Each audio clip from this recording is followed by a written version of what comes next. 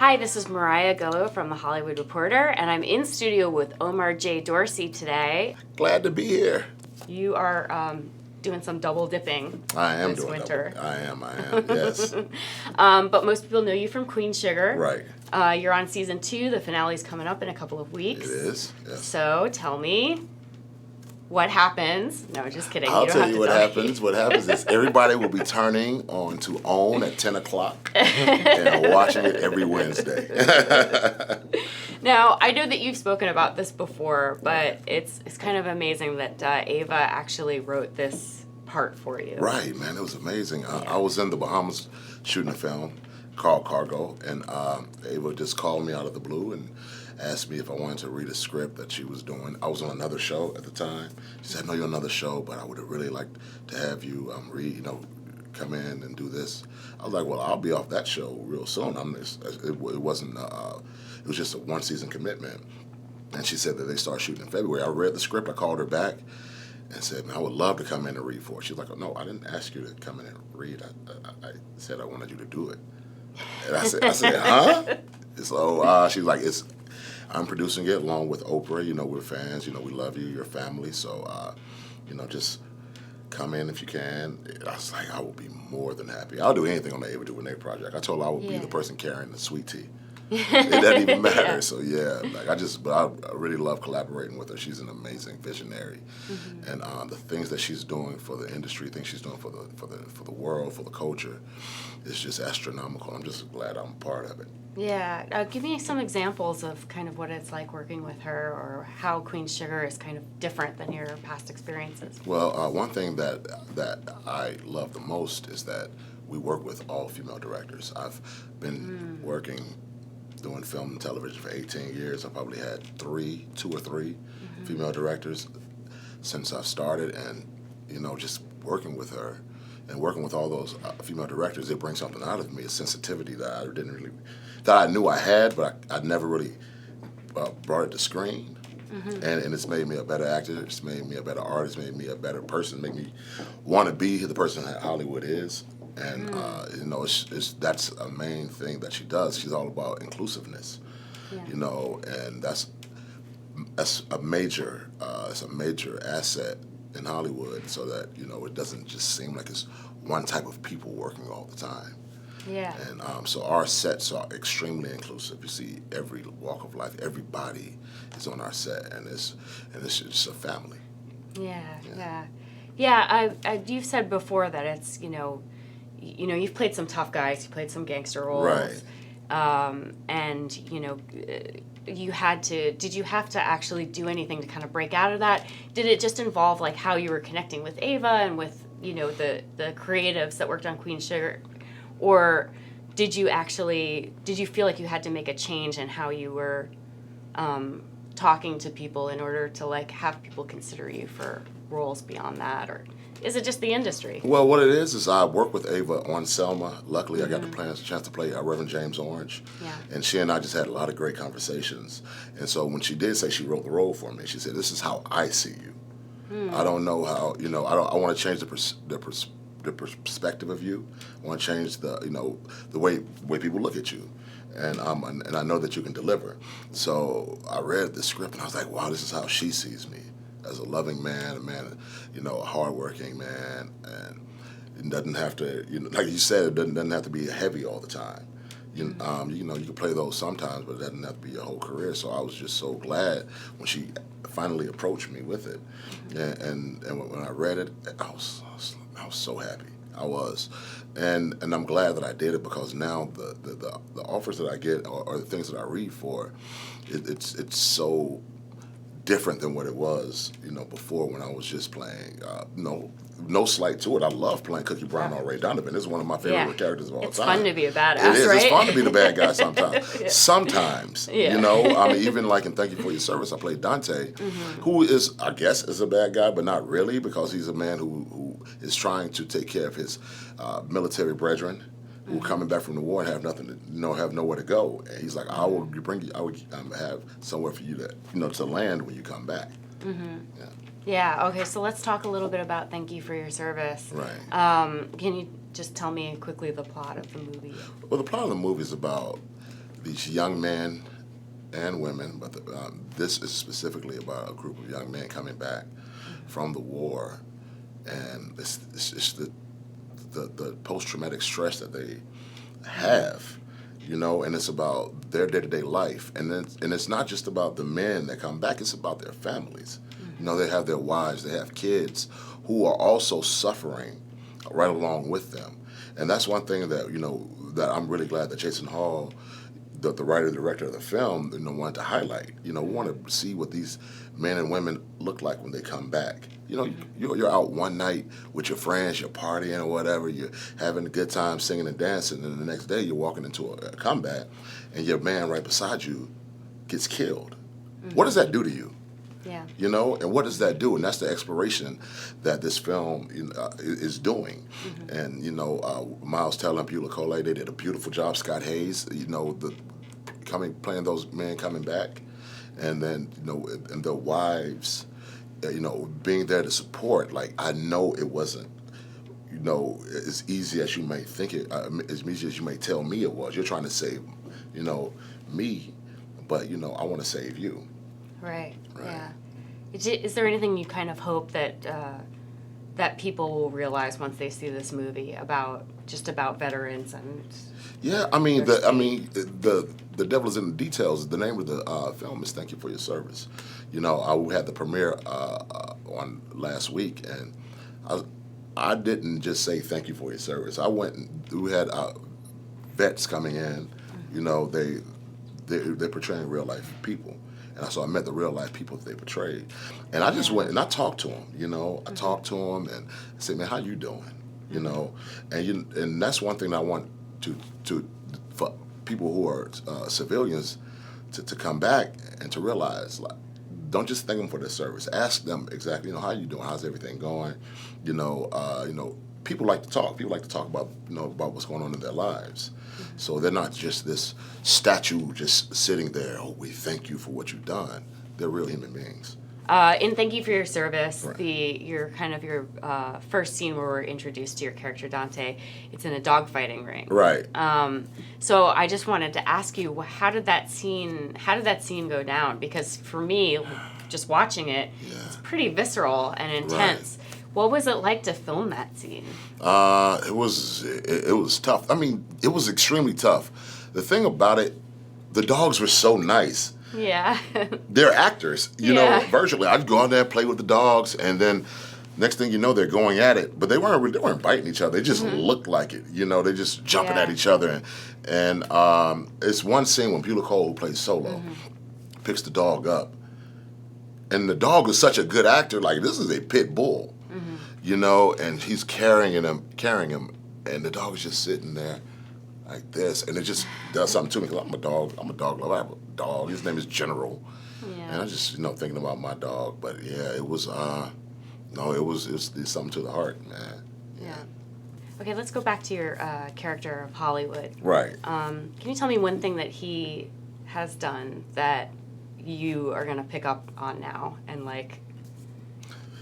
You know what's funny? Hollywood is a real handy guy. So I go home, tell my daughters, like, yeah, I'm just like Hollywood. It's like, you don't fix anything around the house. What you talking about?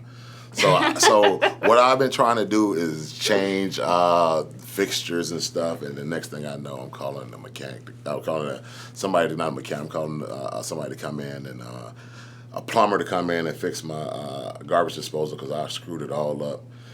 But he's just this handy dude, and like even this season when he's helping Vi around cooking the pies and stuff, I said, well, maybe I can help out a little bit in the kitchen, but that ain't happening.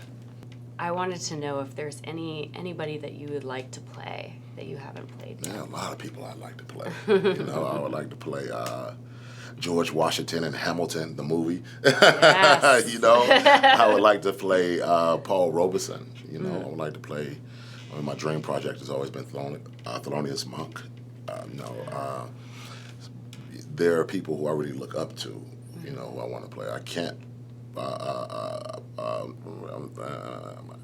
there's a few people who I can't play. I would like to play Martin Luther King, but I'm 6'2", 220 pounds, so that might not really work. You know, but people who are, people who are almost like the same stature as I am. It's like Paul Robeson, like I said, and Thelonious Monk. And Thelonious Monk specifically because he was just such a character, and he was a genius. And when I was growing up playing piano, I wanted to play just like him.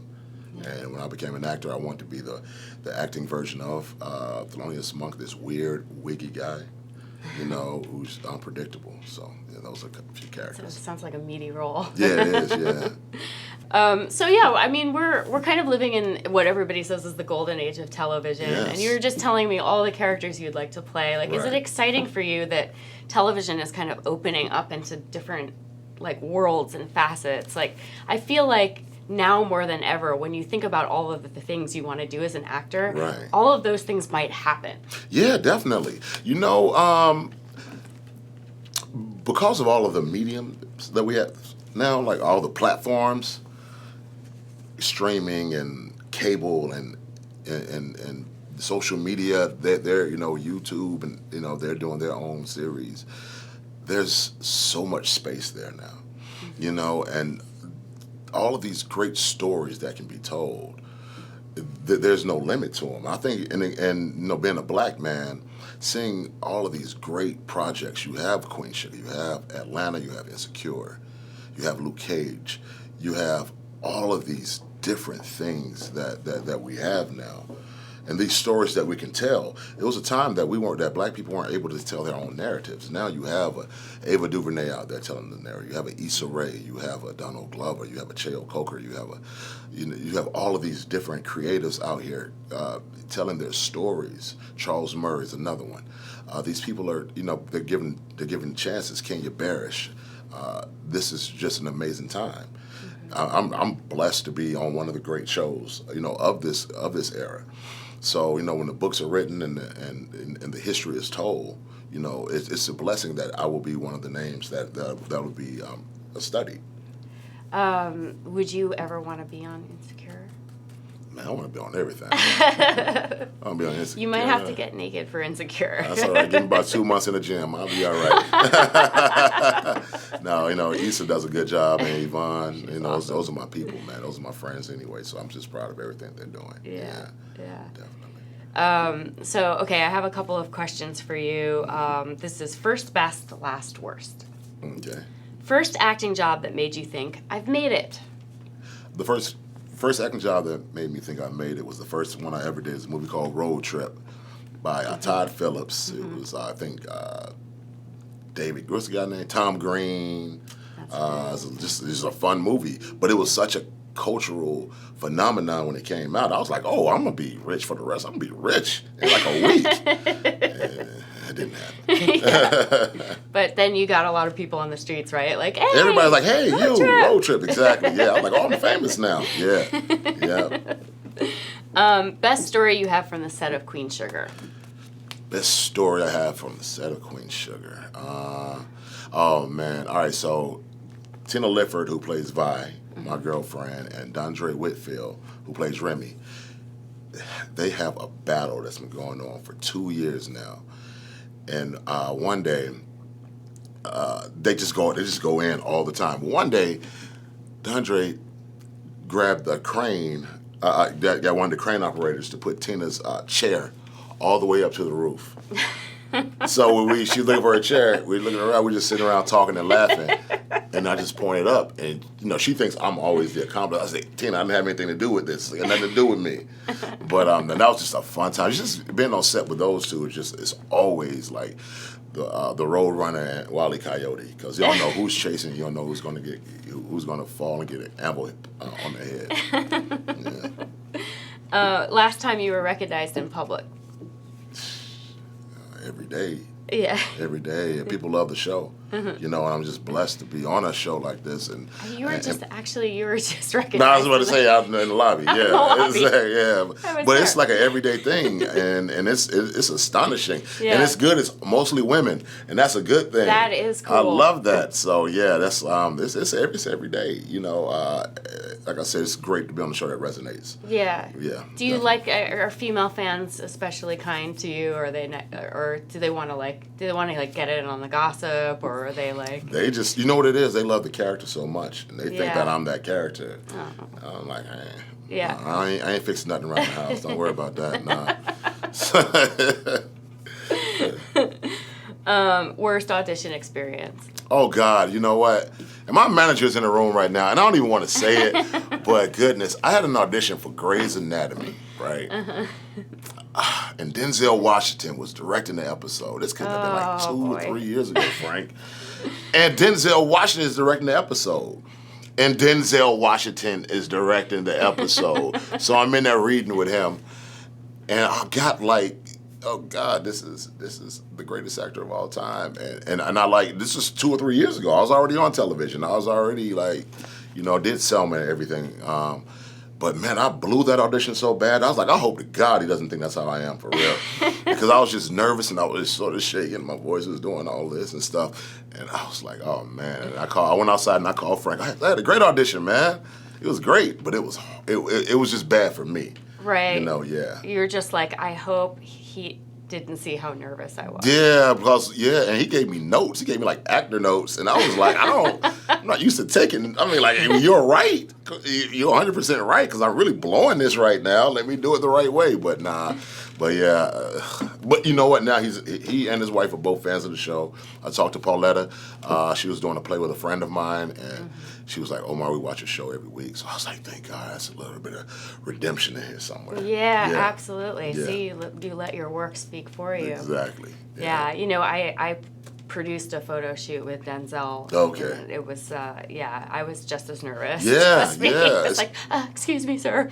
And We're ready for you now. And the thing about it is I've auditioned with the biggest directors I've worked with Tarantino, and I've worked with, you know, Ava, and, you know, I've worked with some of the biggest ones, and I've been in Oscar-winning movies, but it's just something about the man who's the best at what you do is directing an episode, and you just, like, blow it. So, yeah. That was like 3 years ago, too. Goodness, that was not too long ago. Yeah. Omar J. Dorsey, thank you so much for being here.